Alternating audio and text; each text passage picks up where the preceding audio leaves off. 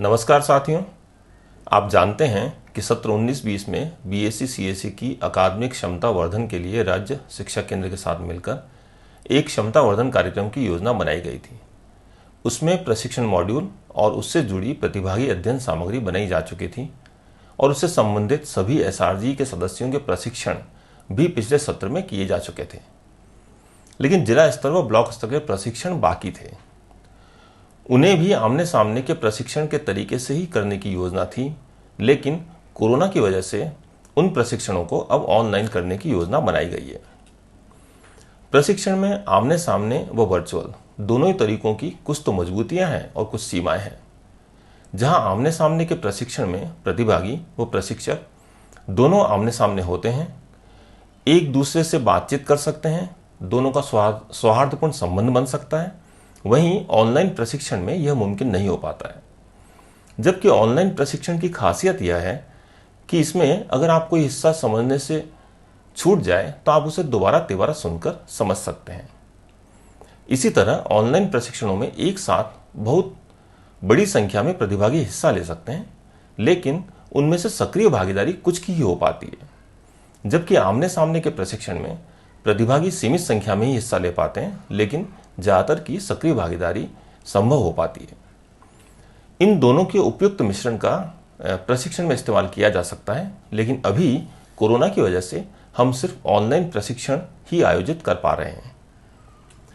इन online प्रशिक्षणों में 2 व्यक्ति अंतर फाउंडेशन की तरफ से आपके साथ शामिल रहेंगे। मैं रविकांत और मेरे साथ प्रमोद रहेंगे। हम दोनों मिलकर सत्रों का संचालन करेंगे। कुछ सत्रों में प्रमोद मेरी मदद करेंगे और कुछ सत्रों में मैं प्रमोद की मदद करूंगा। नमस्कार साथियों, मैं प्रमोद। तो इस प्रशिक्षण के 2 प्रमुख चरण होंगे, पूर्व तैयारी और मुख्य प्रशिक्षण सत्र। पूर्व तैयारी में सभी प्रतिभागियों को मुख्य सत्र से पहले परिचय वाला एक वीडियो भेजा जाएगा। कुछ सत्रों में मुख्य सत्र से पहले वीडियो के साथ साथ पढ़ने के लिए पठन सामग्री भी भेजी जाएगी।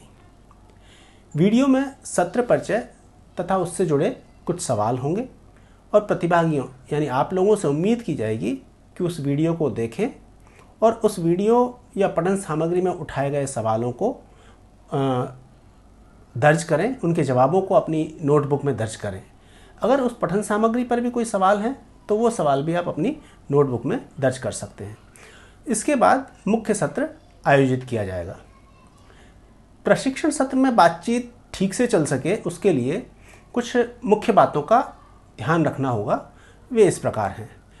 प्रशिक्षण सत्र आरंभ होने से पहले प्रतिभागी अपनी अध्ययन सामग्री की किताब लेकर बैठें और ये किताब जैसा कि आपको मालूम है आप सब तक पहुंचाई जा चुकी है, और जिनके पास किसी वजह से नहीं पहुंची है उनके पास इसकी सॉफ्ट कॉपी है और यह सॉफ्ट कॉपी व्हाट्सएप और टेलीग्राम समूह में भेजी जा चुकी है।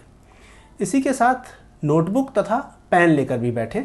ज़रूरत पड़ने पर उसकी जो भी सवाल हों या जो भी मन में कुछ उठ रहा हो उसको उसमें लिख सकते हैं। प्रशिक्षण सत्र जो चलेगा, मुख्य प्रशिक्षण सत्र जो चलेगा, उसमें पूर्व तैयारी में जो भेजे गए सवाल हैं उन पर एक एक करके बात की जाएगी। प्रतिभागियों से उम्मीद की जाएगी कि वे उन सवालों के जवाब चैट बॉक्स में लिखें। उन सवालों के जवाब और जवाबों पर ऑनलाइन चर्चा की जाएगी। पहले उन जवाबों को स्पष्ट करके उनका वर्गीकरण किया जाएगा। इसके साथ साथ ही उस वर्गीकरण से उभरने वाले 3-4 प्रमुख बिंदुओं पर चर्चा की जाएगी। और हर एक बिंदु पर चर्चा करने का तरीका इस तरह होगा।